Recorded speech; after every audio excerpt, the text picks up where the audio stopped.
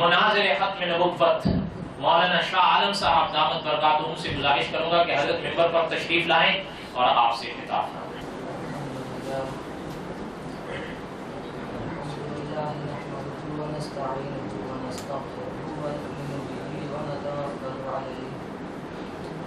ونعوذ بالله من شرور أنفسنا ومن سيئات أعمالنا من يهده الله فلا مضل له ومن يضلله فلا هادي له ونشهد أن لا إله إلا الله وحده لا شريك له ونشهد أن محمدا عبده ورسوله أرسله إلى الناس بالحق بشيرا ونذيرا وداعيا إلى الله بإذنه وسراجا منيرا أما بعد أعوذ بالله من الشيطان الرجيم بسم الله الرحمن الرحيم ما كان محمد أبا أحد من رجالكم ولكن رسول الله وخاتم النبيين وكان الله بكل شيء عليما صدق الله العظيم۔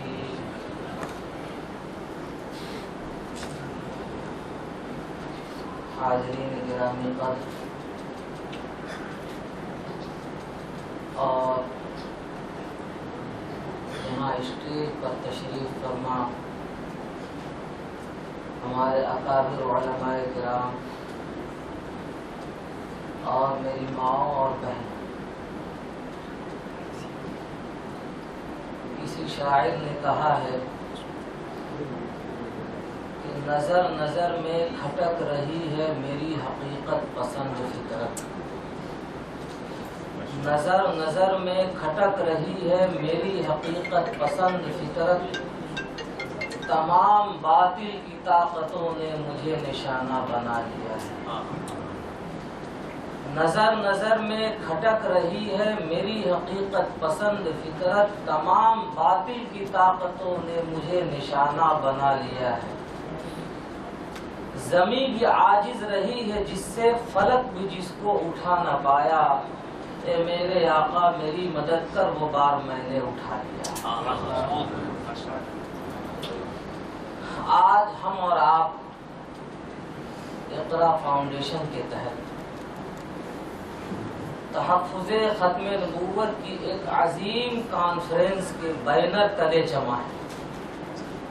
اللہ تعالی ہمارے اس بیٹھنے کو، جمع ہونے کو، کہنے سننے کو قبول فرما لے، اپنی رضامندی کا ذریعہ بنا لے، اور کل میدان قیامت میں تاجدار مدینہ سرکار دو عالم صلی اللہ علیہ وسلم کے دست مبارک سے جام کوثر پینے کا بہانہ بنا لے۔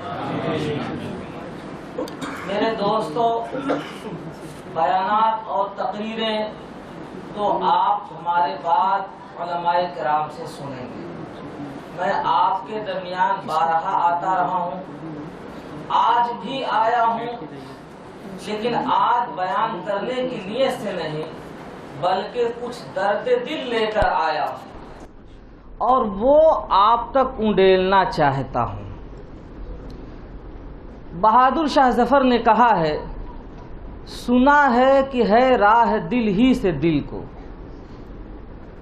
سنا ہے کہ ہے راہ دل ہی سے دل کو، کیا کرتا آگاہ دل ہی ہے دل کو، وہ دل ہی سے پوچھو جو ہے دل میں آئی، نہ تم ہم سے پوچھو نہ ہم تم سے پوچھیں، بتا دے گی یہ بات ساری خدائی۔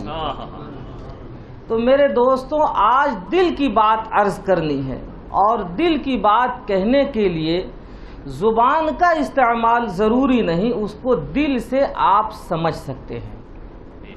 میں مبارکباد دیتا ہوں اس موقع سے اس اقرا فاؤنڈیشن کے ذمہ داران کو، اور محترم جناب مولانا محمد الیاس صاحب کو، یہاں کے مفتی اعظم مفتی محمد ارشد صاحب مدظ اللہ العالی کو، اور نام بنام دیگر تمام ہی ان علماء کرام اور ان مخلص مسلمانوں کو اور تحفظ ختم نبوت کے ممبران کو کہ انہوں نے اپنے اس مدرسے کے لیے تحفظ ختم نبوت جیسے مبارک عنوان کو کانفرنس کے لیے منتخب کیا ہے، ورنہ یہ چاہتے تو اور لوگوں کی طرح دیگر عنوانات کے ساتھ اپنے مدرسے کا یہ پروگرام کرا لیتے، لیکن انہیں یقیناً عشق ہے تاج و تخت ختم نبوت سے اور صاحب ختم نبوت سے،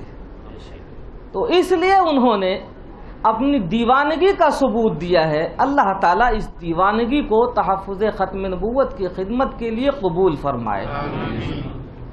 میرے بھائیوں، مجھے عنوان کے تحت گفتگو کرنی ہے اور کچھ دل کی باتیں بھی کہنی ہیں۔ آپ ایک تاریخ سے واقف ہیں، میں بہت زیادہ وقت نہیں لینا چاہتا۔ جس وقت میں ہمارے اور آپ کے پیارے نبی سرکار دو عالم صلی اللہ علیہ وسلم دنیا میں تشریف لائے، تشریف آوری کے بعد ایک وقت وہ بھی آیا کہ جس میں آپ کے اوپر حکم نازل ہوا وَأَنذِرْ عَشِيرَتَكَ الْأَقْرَبِينَ۔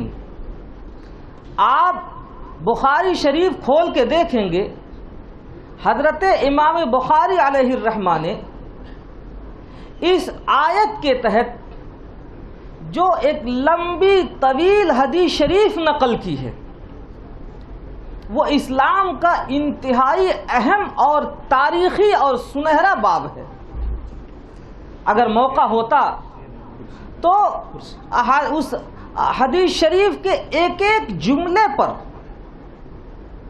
آپ سے میں تفصیلی کلام کرتا۔ اس وقت تو میں آپ کو صرف اس عنوان پر لے چلتا ہوں۔ اللہ کے نبی کو جب حکم ہوا وَأَنذِرْ عَشِيرَتَكَ الْأَقْرَبِينَ، آپ نے پہلا کام یہ کیا کہ آپ کوہ صفا پر تشریف لے گئے۔ کوئی ایسی بات نہیں کہہ رہا ہوں جو آپ نہیں جانتے ہیں، لیکن کہنے کی جو بات ہے، جہاں آپ کا ذہن لے جانا چاہتا ہوں اس پہ آپ غور کیجئے۔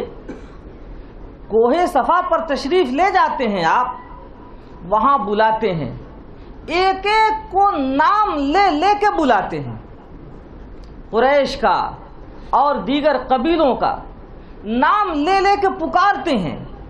یہ کیا تھا کوہ صفا پر جانا اور آواز لگانی؟ اس وقت کا سب سے زیادہ طاقتور میڈیا تھا جس کو اللہ کے رسول صلی اللہ علیہ وسلم نے اسلام کو پھیلانے کے لیے استعمال کیا تھا۔ سب سے زیادہ طاقتور میڈیا تھا آپ نے جس کو استعمال کیا تھا۔ روایت کے اندر آتا ہے جب آپ پہنچ گئے کوہ صفا پر اور اعلان کرنا شروع کیا تو تمام قبائل کے لوگ دوڑ پڑے، یہاں تک کہ جو لوگ آنے کے موڈ میں نہیں تھے یا موقع نہیں تھا تو فَأَرْسَلَ رَسُولًا لِيَنْظُرَ مَا ہوا، وہاں بھیجا، اپنا ایلچی بھیجا، ارے بھائی جاؤ دیکھو کیا بات ہے۔ اتنا طاقتور میڈیا اللہ کے رسول صلی اللہ علیہ وسلم نے استعمال فرمایا تھا کہ کسی قبیلے کا کوئی اہم ترین آدمی اپنے گھر میں بیٹھا نہیں رہ گیا، اس آواز پر لبیک کہتے ہوئے پہنچ گیا۔ جب وہ پہنچ گئے سب لوگ، اس میں ابو جہل بھی آیا، ابو لہب بھی آیا، ایک ایک کر کے تمام سرداران آ گئے۔ پہنچنے کے بعد جب اللہ کے رسول صلی اللہ علیہ وسلم نے دیکھا کہ سب جمع ہو گئے تو آپ نے اس وقت میں جو بات کہنی تھی ایک دم سے نہیں کہی، ایک تمہید بنائی، اپنی شخصیت اور اپنی ذات کو سب سے پہلے تصدیق کروائی۔ پوچھا یہ بتاؤ اگر خبر دوں میں ایک لشکر ہے ہمارے پیچھے، اس پہاڑ کے پیچھے حملہ آور ہونے والا ہے، مانو گے؟ سب نے بیک زبان ایک ہی بات کہی، جربناک مرارا فما وجدنا فیک الا صدقا، جب بھی میں نے تجربہ کیا ہے آپ کو سچائی پایا ہے، تو آج آپ کی بات ہم کیسے نہیں مانیں گے؟ اپنی ذات کی تصدیق کے بعد پیارے آقا صلی اللہ علیہ وسلم نے اب تبلیغ کا کام شروع کیا اور بتایا لوگوں کو کہ دیکھو یا ایھا الناس قولوا لا الہ الا اللہ تفلحوا. دنیا کی کامیابی، آخرت کی کامیابی، دنیا میں امن، دنیا میں سکون اگر چاہتے ہو، کسی بھی جہت سے چاہتے ہو، تو یاد رکھو صرف ایک کلمے کے تحت جمع ہو جاؤ اور اللہ کو ایک مان لو، ہر طرح کی کامیابی تمہارے پاؤں چومے گی. اللہ کے نبی صلی اللہ علیہ وسلم جب تشریف لائے، اعلان لگانا شروع کیا آپ نے، تو تاریخ یہ بتاتی ہے کہ آپ تنہا تھے. آپ کے ساتھ لاہ و لشکر نہیں تھا، فوج نہیں تھی، حکومت نہیں تھی، خاندان کی طاقت نہیں تھی، عددی اور افرادی قوت نہیں تھی، صرف اور صرف خدائی قوت تھی، جس کے سہارے آپ نے جب اعلان لگانا شروع کیا تو لوگ آنے شروع ہوئے. پہلی مرتبہ میں آپ نے یہ بھی سنا ہوگا کہ منکرین سے جو مزاحمت ہو سکتی تھی اس میں بھی کسر کوتاہی نہیں کی انہوں نے، لیکن اللہ کے نبی نے جو پیغام پہنچانا تھا پہنچایا.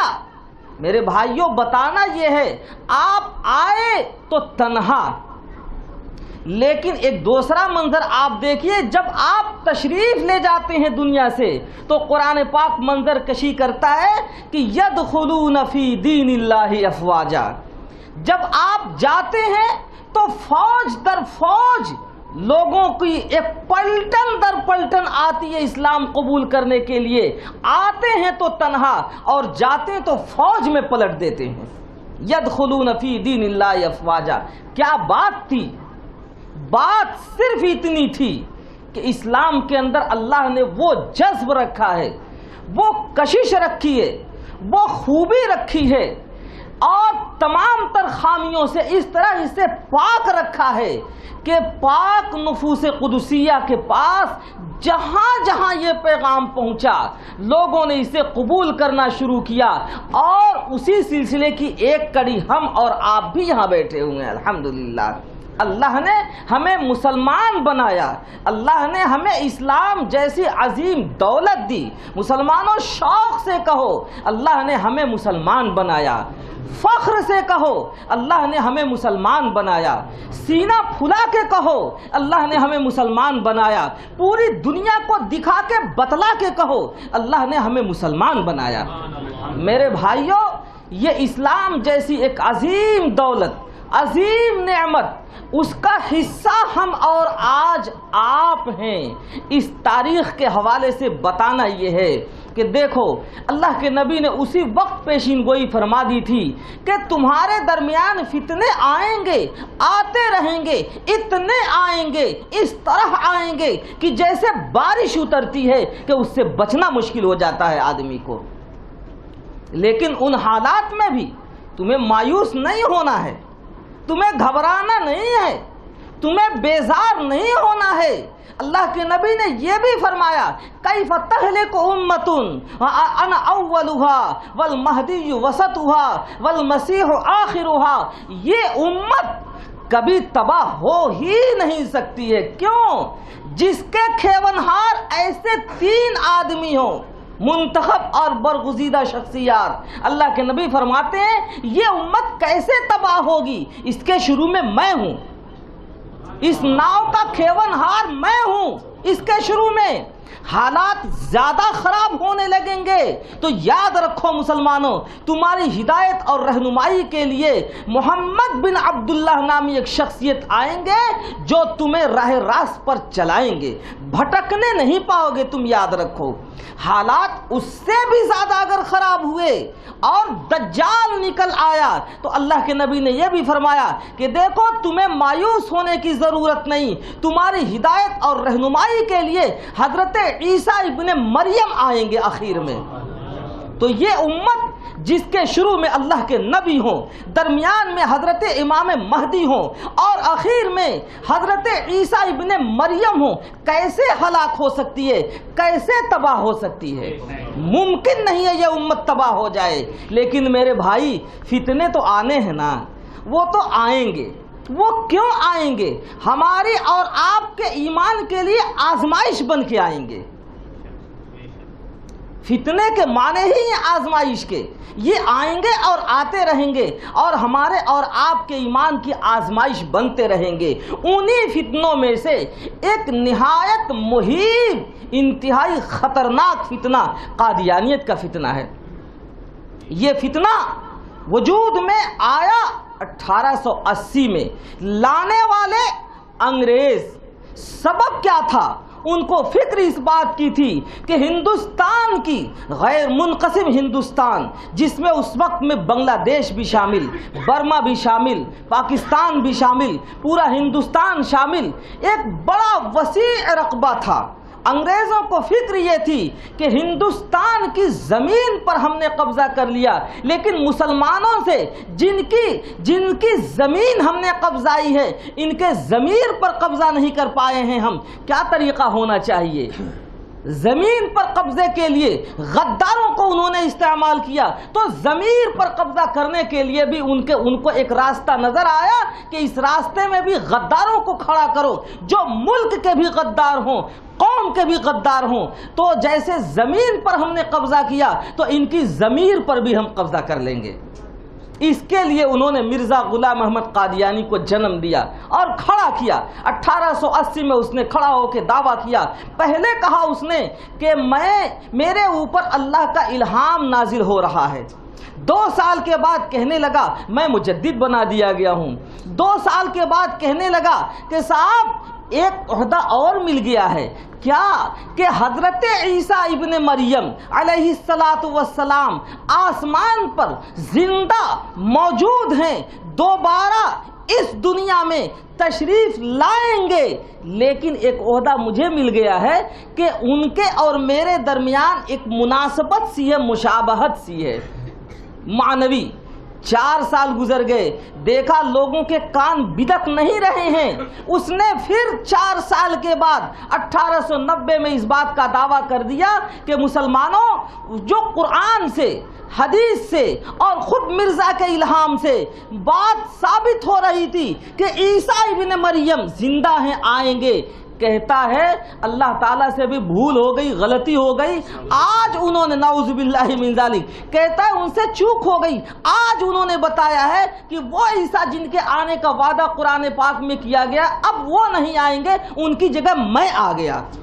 اور وہ کہنے لگا وہ تو مر گئے صاحب, وہ مر گئے تو ان کی جگہ میں آ گیا. مسلمانوں کے کان اب کھڑے ہوئے, اے بلی تھیلے سے اب باہر آ گئی, اب حد ہو گئی تھی. اب لوگوں نے اس کا تعاقب شروع کیا.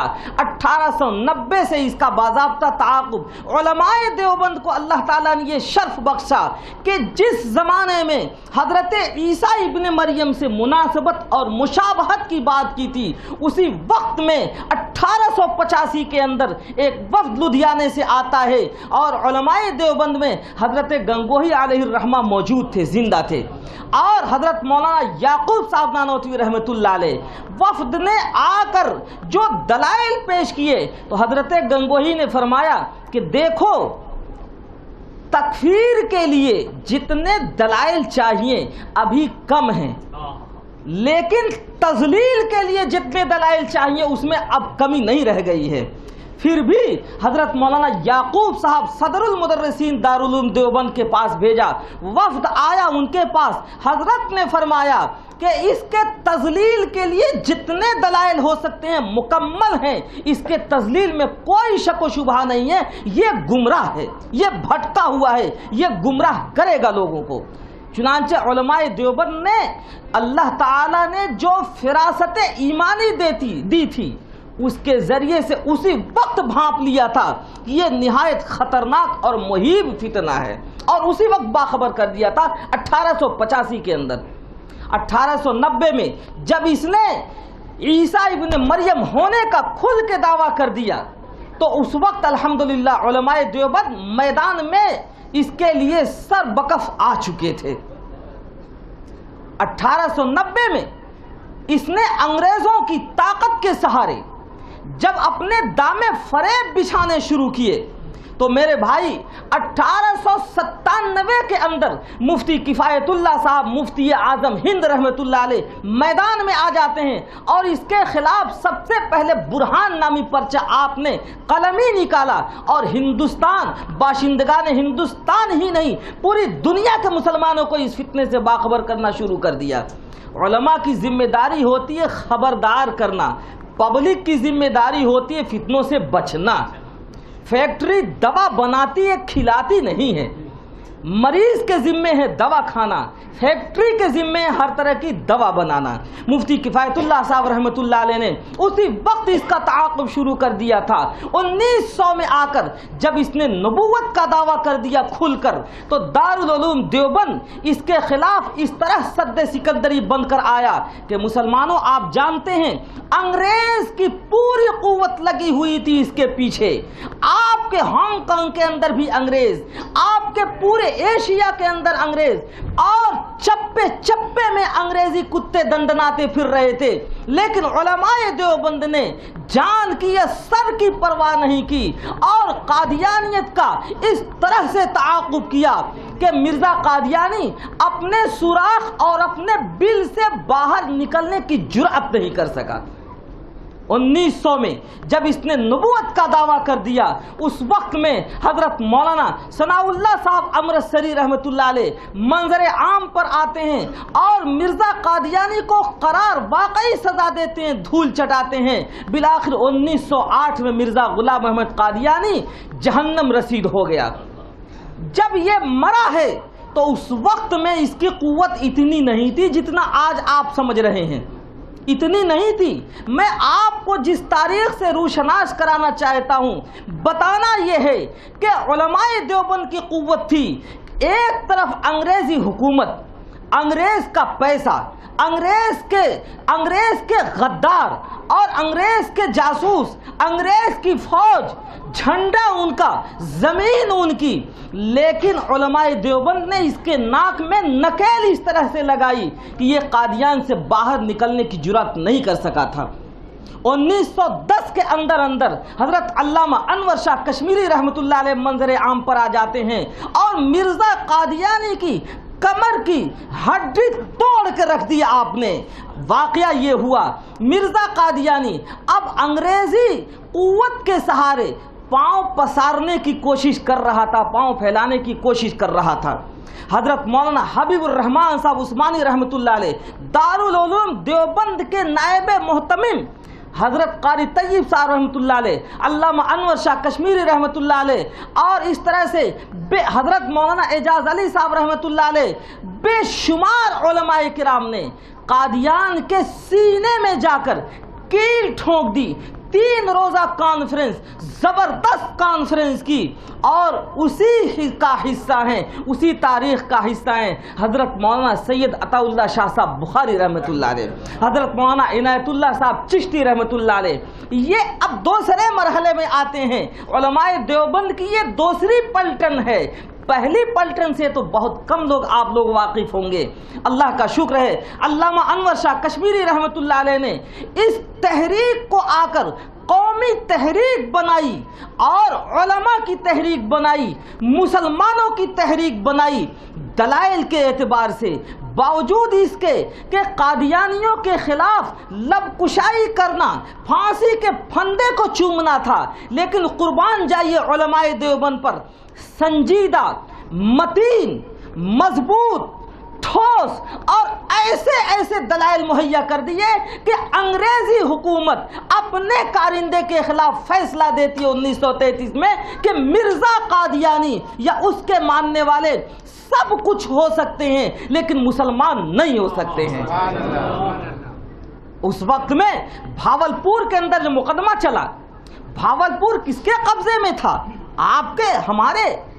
کس کی عدالت تھی؟ آپ کی، ہماری؟ کون تھا اس کا محکمے کا نگراں؟ ہم اور آپ انگریز تھا، لیکن علامہ انور شاہ کشمیری رحمۃ اللہ علیہ نے جو دلائل پیش کیے جج کو ماننے پر مجبور کر دیا۔ جج کہتا یہ ہے کہ صاحب علامہ انور شاہ کشمیری نے جو دلائل پیش کیے ہیں اس کے آگے دنیا کے اندر اب قادیانیت کبھی زندہ نہیں رہ سکتی ہے۔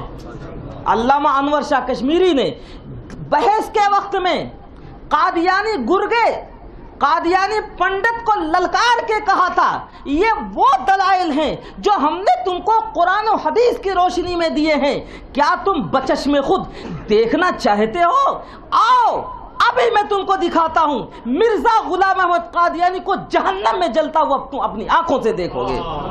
ایسا جلال کا منظر تھا، ایسا روب تھا، اور کیفیت یہ تھی، تاریخ نگاروں نے لکھا ہے وہ منحوس مقدر کا پھوٹا بد نصیب قادیانی پنڈت کہتا یہ ہے کہ اگر آپ دکھا بھی دیں گے تو میں اسے استدراج مانوں گا، لیکن مرزائیت سے تائب نہیں ہوں گا۔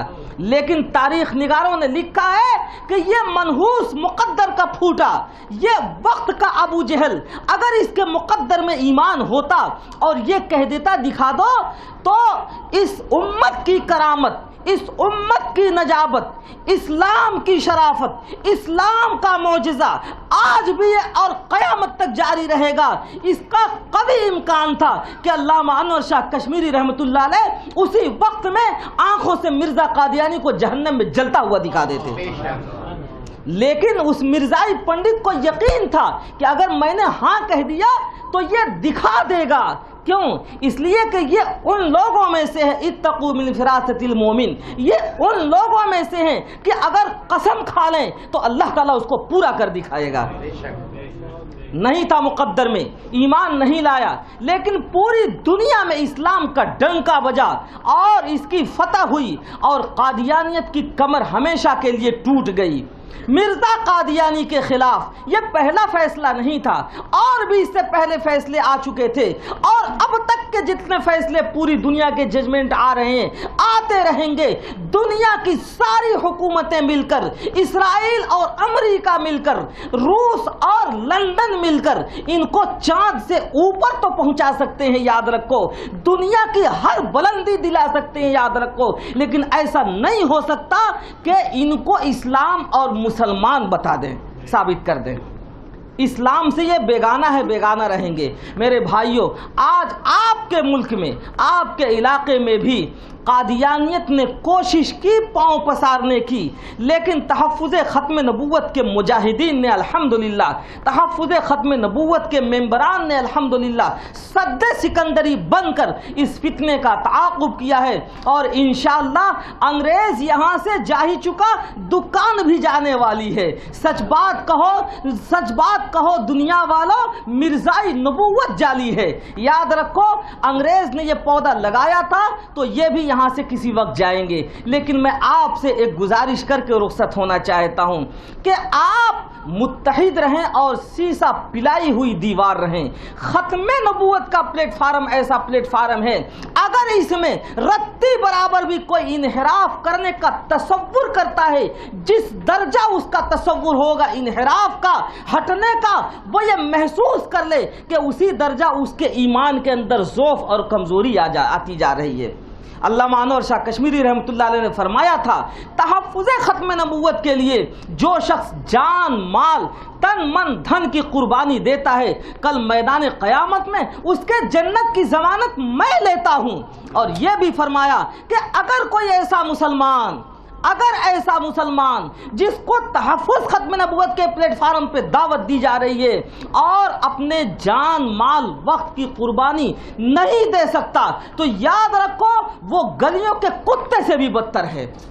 کتے کی وفاداری مشہور ہے، وہ جیتے جی اپنے مالک کے خلاف نقصان نہیں ہونے دیتا۔ مسلمانوں، ہم کیسے مسلمان ہیں کہ ختم نبوت کا پلیٹ فارم دعوت دی جا رہی ہے پیارے آقا تاجدار مدینہ سرکار دو عالم صلی اللہ علیہ وسلم کے تاج و تخت ختم نبوت کی حفاظت کے لیے، اور آپ کو اپنی مصلحتیں دامنگیر ہو جاتی ہیں، اپنی مصروفیات دامنگیر ہو جاتے ہیں، آپ کو عوارض پیش آ جاتے ہیں۔ اللہ تعالیٰ ہمارے ایمان کو مضبوط فرمائے، ہم اپنے ایمان کو محفوظ کریں۔ مسلمانوں، یہ ایمانی کمزوری کی علامت ہے۔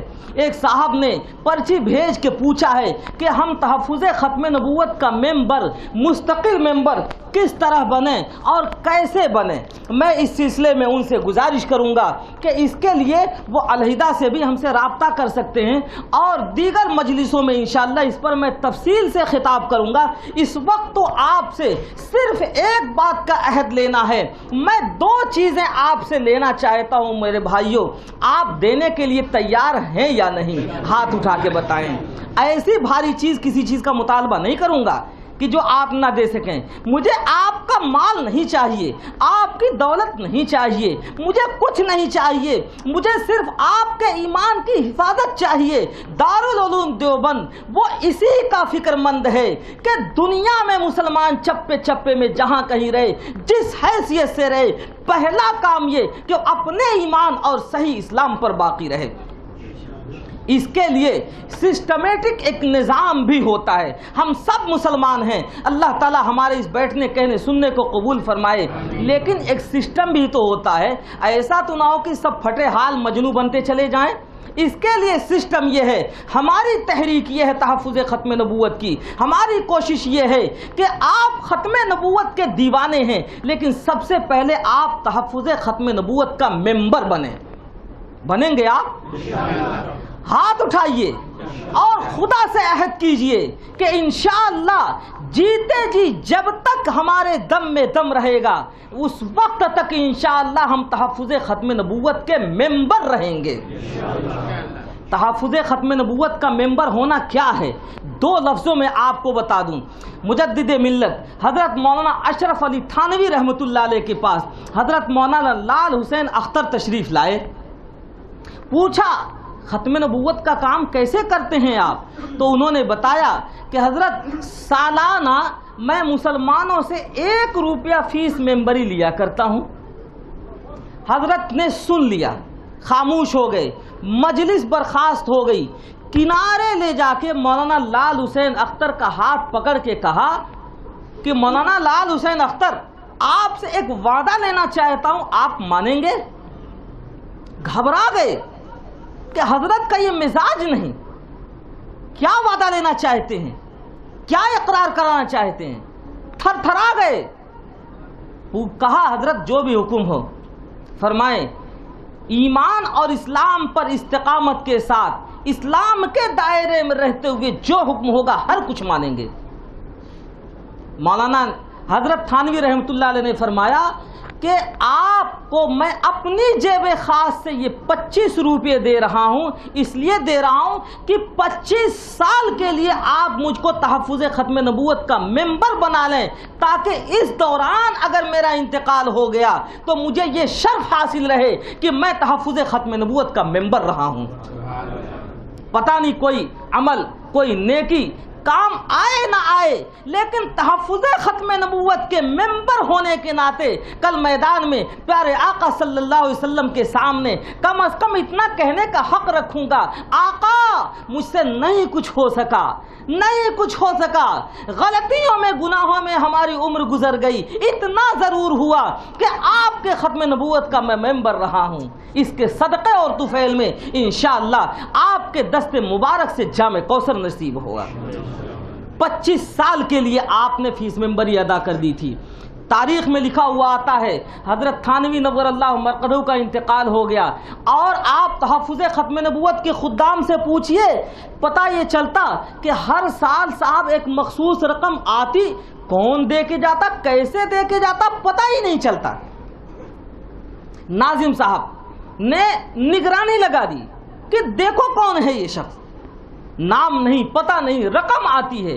پتہ چلا کئی سال کی جد و جہد کے بعد ایک صاحب پکڑے گئے، لائے گئے ناظم صاحب کے پاس، تفصیلات معلوم کرنی چاہیے، رونے لگے، بے ساختہ رونے لگے، کہنے لگے یہ عقدہ تو میں بھی حل نہیں کر سکتا، اس کے لیے تو آپ لوگوں کو چلنا پڑے گا نواب بھاولپور صاحب کے پاس، وہاں جانا پڑے گا، وہ بتائیں گے۔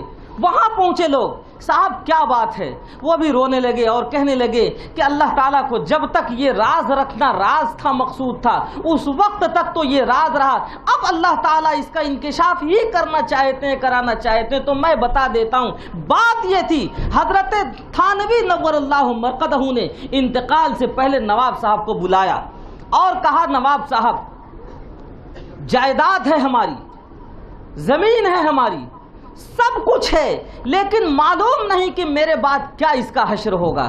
میں ایک چیز کا آپ سے یہ وعدہ لینا چاہتا ہوں کہ سب کچھ بند ہو جائے، لیکن میرے مرنے کے بعد تحفظ ختم نبوت کی فیس ممبری بند نہ ہونے پائے، آپ میری طرف سے ادا کرتے رہیں، اس کو میری طرف سے ادا کرتے رہے۔ اپنے اعتماد کی بات کی حضرت نے سپرد فرمایا، نواب صاحب نے فرمایا کہ یہ وہی فیس ممبری ہے جس کو میں خاموشی سے مجلس تحفظ ختم نبوت کو بھیجوایا کرتا ہوں۔